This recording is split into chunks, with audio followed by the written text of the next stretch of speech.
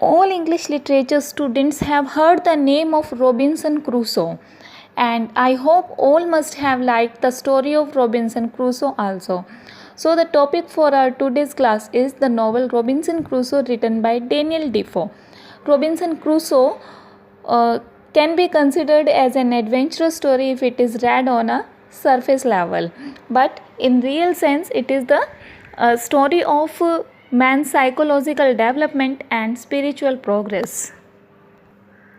Physical sense में अगर देखा जाए तो ये नावल रॉबिन्सन क्रूसो के उन 28 ईयर्स 2 मंथ्स और 19 डेज़ की स्टोरी है जो उसने बिल्कुल अकेले एक लॉनली आइलैंड पर व्यतीत किए। लेकिन अगर इसे डीप लेवल पर और रियल सेंस में पढ़ा जाए तो ये नावल डिस्क्राइब करता है रॉबिन्सन क्रूसो के इस एक्सपीरियंस को जो उसने एक आइलैंड पर व्यतीत किया। उस एक्सपीरियंस के साथ साथ ये प्रोटेगनिस्ट के थॉट्स, इमोशंस और मूड्स को भी बिल्कुल लिविंग स्टाइल में वर्णित करता है। एक सजीव रूप से इसका चित्रण करता है कि रॉबिन्सन क्रूसो को एक लोनली आइलैंड पर इमेजिन करें हम कि अगर एक व्यक्ति लोनली आइलैंड पर है, डेजर्टेड आइलैंड पर है, तो वहाँ वो अपना लाइफ किस तरह से मेंटेन कर सकता है, उसे किन चीज़ों की ज़रूरत होगी वहाँ पर एक सिंपल लाइफ को लीड करने के लिए। तो उन्हीं चीज़ों को जुटाने के लिए रॉबिन्सन क्रूसो ने किस तरह से अपनी इंटेलिजेंसी का, अपने इंटेलेक्चुअल का यूज़ किया, किस तरह से उसने अपने आप को हॉरिबल सिचुएशन से बचाने के लिए अपनी स्ट्रॉन्ग ह्यूमन विल का यूज़ किया। कभी कभी वो इस आइलैंड पर निराश भी हुआ, कभी कभी वो डरा भी, और कभी वो स्पिरिचुअल भी हुआ, कभी वो रिलीजियस भी हुआ। तो ये सारी चीज़ें हम इस नावल के अंदर रीड करते हैं रॉबिन्सन क्रूसो के लिए। और रॉबिन्सन क्रूसो कौन है? Protagonist of the novel Robinson Crusoe. At the beginning of the story, we read that Crusoe is intended to visit a sea journey. He is interested in a sea journey, but his father asks him to think thrice before going to sea. Means that his father, his family members are against his wish of sea journey. उसके father उसे कहते हैं कि life की middle situation हर तरह के virtues और enjoyment से भरी होती है, और इस पीरियड में एक व्यक्ति के पास हर तरह की ब्लेसिंग्स और प्लेजर्स को कलेक्ट करने का एक चांस होता है, एक अपॉर्चुनिटी होती है। लेकिन क्रूसो स्टार्टिंग में अपने फादर की इस एडवाइस को ओबे करता है, लेकिन इवेंचुअली वो इस एडवाइस को डिसओबे कर देता है and bounds to a sea journey. He goes on a sea journey and finds himself into distress after defying his father's advice. He is overtaken by fear and remorse. During his first voyage, his ship is caught into a storm. Means when he defies his father's advice, जब वो अपने father की advice को नहीं मानता और एक सी journey पर जाता है, तो अपनी फर्स्ट वॉयज में क्या देखता है कि उसका जो जहाज़ है, समुद्री जहाज़ है, वो एक स्टॉर्म में फंस जाता है। And at this very moment he is overtaken by fear. He regrets over his decision and wants to go back home, but very soon after being safe he forgets the instruction of his father. मतलब ये किस चीज़ को show करता है? देखिए, जब वो storm में फंस जाता है, he wanted to go back home, लेकिन जैसे ही वो फिर से सेफ फील करता है, वो अपने फादर के इंस्ट्रक्शंस को भूल जाता है. यह शो करता है ह्यूमन विल को, ह्यूमन नेचर को. ह्यूमन नेचर कैसा होता है? When ever one is in a difficult situation, he regrets of not obeying his father, mother और हिज सीनियर और his well wisher. But when once he feels safe, he forgets all advices, and Robinson Crusoe does same here. After the second storm, the ship captain tells him, और जब उस जहाज़ पर second storm आता है, तो जो शिप का कैप्टन है वो फ्रेंकली उसे बताता है कि young man, you ought never to go to sea anymore, कि तुम्हें और ज़्यादा समुद्री यात्राएं नहीं करनी चाहिए. This is not for you. You cannot be a seafaring man. But he does not pay attention to the captain's warning. लेकिन रॉबिन्सन क्रूसो क्या करता है? वो कैप्टन की वार्निंग को भी नहीं मानता है. Crusoe goes on an adventurous plan till he is thrown on a lonely island. वो तब तक एडवेंचरस जर्नीज़ को फॉलो करता है जब तक कि वो एक लोनली आइलैंड पर नहीं पहुंच जाता, जहां इस लोनली आइलैंड पर, इस डेजर्टेड आइलैंड पर क्रूसो अपनी लाइफ के 28 years 2 months and 19 days spend करता है। And it goes to the credit of Defoe that he put the stress all the time not on island but on Crusoe। अगर हम देखें कि जो क्रूसो है उसने अपनी लाइफ का एक इतना लंबा जो पार्ट था, लाइफ का लगभग आधा जो हिस्सा था वो इस लोनली आइलैंड पर व्यतीत किया, लेकिन नॉवलिस्ट की इतनी डेक्सटेरिटी है राइटिंग स्टाइल में कि उसने क्रूसो के ऊपर अपना फोकस किया, क्रूसो की लाइफ पर फोकस किया, ना कि आइलैंड पर फोकस किया। हमें ज़्यादा नहीं बताया गया कि आइलैंड कैसा है, बल्कि बताया गया कि क्रूसो ने अपनी लाइफ किस तरह से व्यतीत की। Crusoe finds himself safe after first voyage. He was in London and forgets all his woes and resolutions. जब क्रूसो अपनी फर्स्ट डेंजरस जर्नी के बाद सेफ महसूस करता है तो क्या करता है वो बहुत सारी वॉज लेता है, रेजोल्यूशंस करता है कि वो दोबारा यात्रा नहीं करेगा, लेकिन once he is safe he forgets all his vows. He goes abroad a vessel bound for the coast of Africa. अब वो अफ्रीका के लिए जाने वाले एक जहाज़ पर सवार हो जाता है दोबारा से एक सी जर्नी करने के लिए। क्रूसो के कैरेक्टर की पॉजिटिव साइड ये है कि वो एक प्रैक्टिकल मैन था,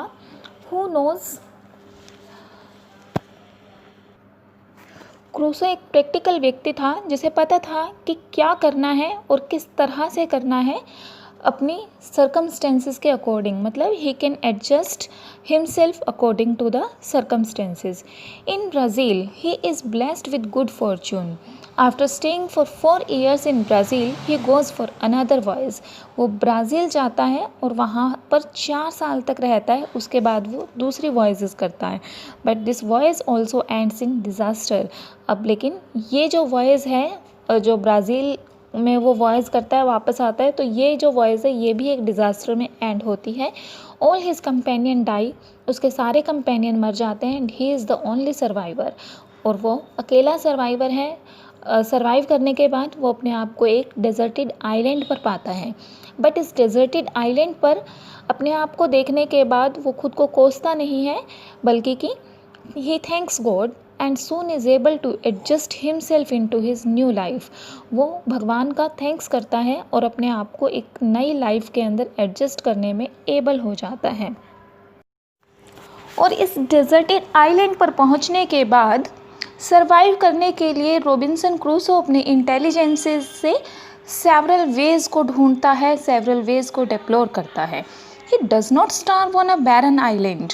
वो इस बंजर भूमि के ऊपर भूखा नहीं मरता, बल्कि कि he knows how to turn a disadvantageous position into his own advantage. उसे पता था कि किस तरह से एक कठिन सिचुएशन को अपने फ़ायदे में चेंज करना है।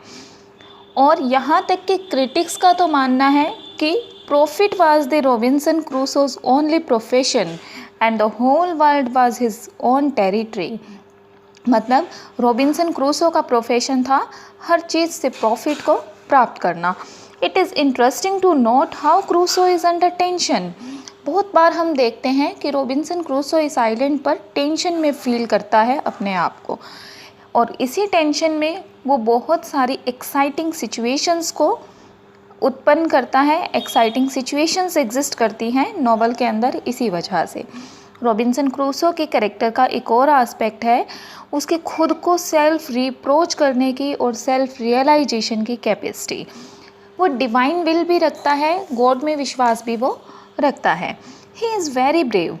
Crusoe finds A bag of corn. अब देखिए वो डेजर्टेड आइलैंड पर किस तरह से हमने कहा कि वो डेजर्टेड आइलैंड पर भूखा नहीं मरता, बल्कि कुछ तरीके खोजता है खुद को सरवाइव करने के। तो क्या करता है वो? Crusoe finds A bag of corn on the ground near his living. जहाँ क्रूसो रहता है वहाँ उसे कॉर्न का एक बैग मिलता है। At first he thanks God for his miracle. सबसे पहले तो वो जैसे ही उसको बैग ऑफ कॉर्न मिलता है, इस मिरेकल के लिए गॉड को थैंक करता है, but later he commits a sin, लेकिन बाद में एक सिन करता है। He takes a credit of his success and find God's miracle into the background, मतलब इस सक्सेस का जो क्रेडिट है वो खुद ले लेता है कि मैंने ढूंढा। ठीक है, पहले वो क्या कहता है, oh God thanks for this miracle, you give me the bag of corn and from this bag of corn he can start agriculture. ठीक है, लेकिन बाद में वो क्या करता है, he takes the credit of this success himself, he says I found, not God helped, I found. ठीक है, तो इस तरह से वो गॉड के मिरेकल को बैकग्राउंड में रख देता है और खुद को क्रेडिट देना स्टार्ट करता है। अब ये एक तरह का सीन था गॉड की उस हेल्प के लिए जो उसने क्रेडिट लिया। तो क्या होता है, island is shaken by an earthquake but he does not utter word of mercy. वो क्या करता है, आइलैंड के ऊपर एक बहुत हम कहेंगे हॉरिबल भूकंप आता है, लेकिन वो दया का एक भी वर्ड नहीं बोलता। After some time Crusoe falls ill, Crusoe बीमार भी होता है, हेल्पलेस फील करता है, इतना हेल्पलेस फील करता है कि एक ड्रॉप ऑफ वाटर भी बर्तन से या मटके से निकाल कर वो पी नहीं सकता। Then in a dream he sees a man coming to him with a spear threatens to kill him. फिर वो क्या देखता है, एक सपना देखता है जिसके अंदर एक आदमी एक स्पीयर के साथ, एक भाले के साथ उसकी तरफ आ रहा है, उसे वो थ्रेटन करता है कि वो उसे मार देगा। He after 8 years remembers his parents, यहाँ तक उसको 8 साल हो चुके हैं इस आइलैंड पर रहते हुए, and now he remembers his parents and lament over his disobedience.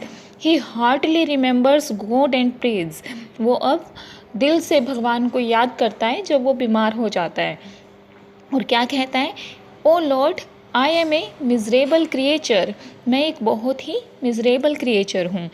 फिर वो रोने लगता है और कहता है, Lord be my help for I am in great distress, O God मेरी हेल्प करो, मैं बहुत डिस्ट्रेस में हूँ। This is the first serious pray Crusoe deliver to God in these 8 years, और ये एक पहली सीरियस प्रे थी जो क्रूसो ने इन 8 सालों में गॉड से की। इस तरह से उसकी लाइफ के अंदर एक नया फेज स्टार्ट होता है, एक जिसे हम कहेंगे रिलीजियस फेज स्टार्ट होता है।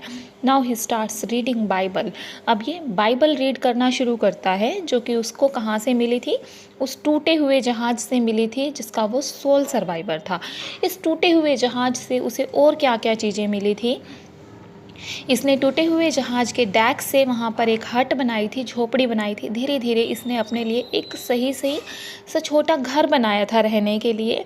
साथ ही साथ इसने एक क्रॉस बनाया था, ये जो क्रॉस था ये वुड से बना हुआ था, लकड़ी से बना हुआ था, और इसके ऊपर इसने कैलेंडर की तरह से डेज को मार्क किया था ताकि ये याद रख सके कि उसको कितना टाइम इस आइलैंड पर हो गया है। और उसके अलावा जहाज़ पर मिली नेट से उसने एक छलनी, जिसे हम सीव कह सकते हैं, सीव बनाई थी ताकि वो वस्तुओं को छान सके। और इसी तरह से उसे जो भी चीज़ें वहाँ से मिली थी, जैसे कि कील, नेल्स जिसे हम कहते हैं, नेल्स मिली थी जिसकी मदद से उसने अपने जो भी औजार वगैरह थे वो तैयार किए थे। अब यहाँ से क्रूस और एक बाइबल मिली थी। अब यहाँ से क्रूसो का रिलीजियस फेज स्टार्ट हो जाता है और वो अब बाइबल पढ़ना शुरू कर देता है, गॉड से प्रे करता है कि oh God help me in this trouble. In his religious mood Crusoe starts celebrating the anniversary of his arrival on the island. अब क्रूसो क्या करता है, अपने रिलीजियस मूड में अपने अराइवल की एनिवर्सरी को भी सेलिब्रेट करना स्टार्ट कर देता है। He from that day onward start recording his daily routine experience. अब वो अपने रूटीन एक्सपीरियंस को रिकॉर्ड करना शुरू करता है कि उसका डे किस तरह से गया, उसने पूरे डे में क्या क्या किया। ठीक है, then one day Crusoe sees footprints of cannibals on the island. He sees some footprints and assumes that these may be the footprints of cannibals. Cannibals यानी कि नरभक्षी। वो इस आइलैंड पर कुछ नरभक्षी के footprints देखता है। He is overtaken by fear. Then he overcomes his doubts. Very soon he picks up the Bible and starts reading it. जब वो डर जाता है तो वो बाइबल उठाता है और इसे पढ़ना शुरू कर देता है। बाइबल के वर्ड्स उसे स्ट्रेंथ देते हैं और इसी वजह से वो क्या करता है, he is obviously N adventurous person and he saves one man from cannibals. In cannibals से ये एक व्यक्ति को बचाता है। ना सिर्फ ये इस व्यक्ति के लिए इन कैनिबल्स को मारता है बल्कि कि अपनी लाइफ के लिए भी इन कैनिबल्स को मार देता है ये। और इस व्यक्ति को जिसे ये इन कैनिबल्स से, इन नरभक्षियों से बचाता है, उसका नाम क्या क्या रखता है ये, फ्राइडे रखता है, because he meets him on Friday and start teaching him. Friday को पढ़ना नहीं आता तो वो उसको पढ़ाता है। At one place in novel Crusoe is made victim of his own strong emotions. His concern with religion shows the moralistic and religious side of his character. Novel में हम ये भी देखते हैं कि कभी कभी वो खुद ही अपने इमोशंस का शिकार बन जाता है और उसका जो रिलीजियस और मॉरलिस्टिक एस्पेक्ट है वो उसके रिलीजियस कैरेक्टर को दिखाता है। And from that day Crusoe and Friday both lives together. At last a ship comes on the island and Crusoe saves the captain and Biles the traitor. अब जहाज़ आता है एक इस आइलैंड पर और इस जहाज़ को कुछ लुटेरों ने बंदी बना रखा है, तो ये इन लुटेरों को भगाता है और कैप्टन को बचा लेता है। He with Friday leaves for London and reaches there safely. अब वो फ्राइडे के साथ इस जहाज़ में लंदन वापस आ जाता है। In this way his spiritual regeneration completes, और इस तरह से उसकी ये जो जर्नी है ये कंप्लीट होती है। Thus Crusoe's adventurous experience are the spiritual one. Actually it is an allegory of the souls of all those who have to go through tormenting and agonising experiences in life.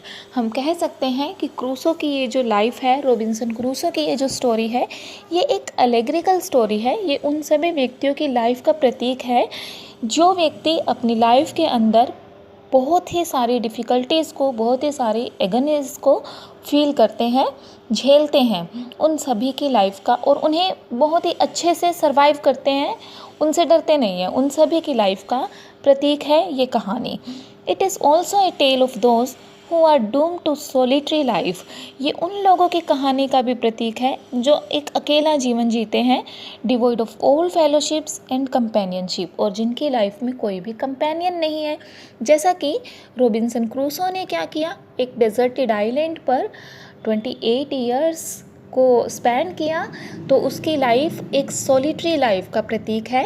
Hence we may say that this story is also symbol of the story of those people who are devoid of all fellowships and companionship. Crusoe is in a sense every man. When we find Crusoe all alone in island, we are reminded of those famous line in Coleridge's poem, The Ancient Mariner, alone, alone, all alone, alone on a white, white sea.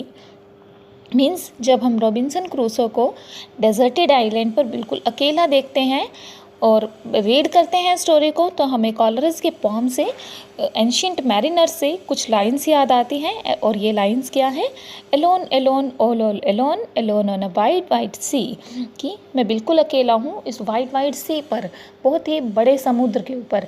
But यहाँ Robinson Crusoe कहाँ अकेला है, एक deserted island पर। तो similarities बनाई गई हैं दोनों के बीच में। And the story is symbolically speaking, the voice of Crusoe on the island is the spiritual quest. Crusoe finds goats, hares, turtles on the other side of island. Crusoe को ये सभी जो एनिमल्स हैं, गोट्स, हेयर्स, टर्टल, आइलैंड के दूसरी तरफ मिलते हैं। Turtle in Pope's and Fielding's novel are symbol of luxurious living. जैसा कि टर्टल्स को फील्डिंग और पोप के नॉवेल्स में कैसा दिखाया गया है, लग्जरियस लिविंग का सिंबल दिखाया गया है, तो रॉबिन्सन क्रूसो में भी शो किया गया है कि in spite of living on a deserted island, Crusoe was leading a life of luxury. The shock of barley may symbolise the seed of grace, और जब उसे कॉर्न का एक बैग मिलता है और इंसिडेंटली कुछ जो सीड्स हैं कॉर्न के वो धरती पर गिर जाते हैं और वहाँ एक फसल बनने लगती है, तो इन फसल का बनना, बीजों का अंकुरित होना, ये सभी सिंबल है उस ग्रेस का जो कि वो वहाँ पर देख सकता था, which excite his imagination and he starts thinking about the grace of God. जब फसल को वो उगते हुए देखता है तो वो गॉड की ग्रेस के बारे में सोचता है। Crusoe starts digging, bakes pots and food. He starts planting and building, and after many false starts, he ultimately succeeds in fashioning an earthen pot. Means Crusoe अलग अलग काम करना शुरू करता है। यहाँ पर डिगिंग करता है, बेकिंग करता है, पोट्स की बेकिंग करता है, फूड की बेकिंग करता है, प्लांट्स उगाता है, घर बनाता है, और फाइनली वो क्या करता है, एक अर्दन पॉट को बना लेता है। In a way Crusoe may find here the biblical idea of God the potter and man may symbolise the civilise life.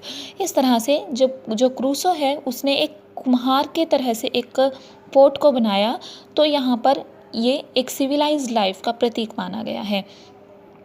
God की स्किन से वो गारमेंट बनाना शुरू करता है, कपड़े बनाना शुरू करता है, which Crusoe make after his old clothes wear out. और कब बनाता है, जब उसके पुराने कपड़े फट चुके होते हैं।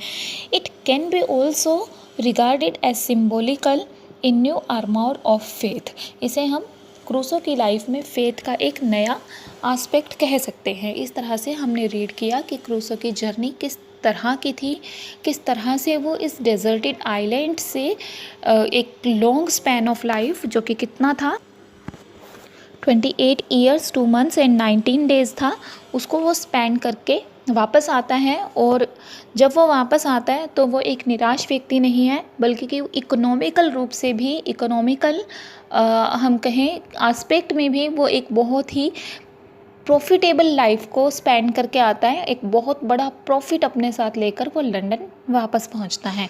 Hence this was the story of Robinson Crusoe.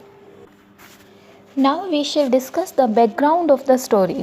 The story is based on the experience of a person, Alexander Selkirk, or we may call Alexander Selkirk, who had been marooned in the island of Jane Fernandez off the coast of Thailand, who had lived there in solitude for 5 years. Means Robinson Crusoe की ये story Alexander Selkirk और Alexander सेलक्रेक नाम के एक व्यक्ति की life पर आधारित है, जिसका नाम था जॉन फर्नांडीज़।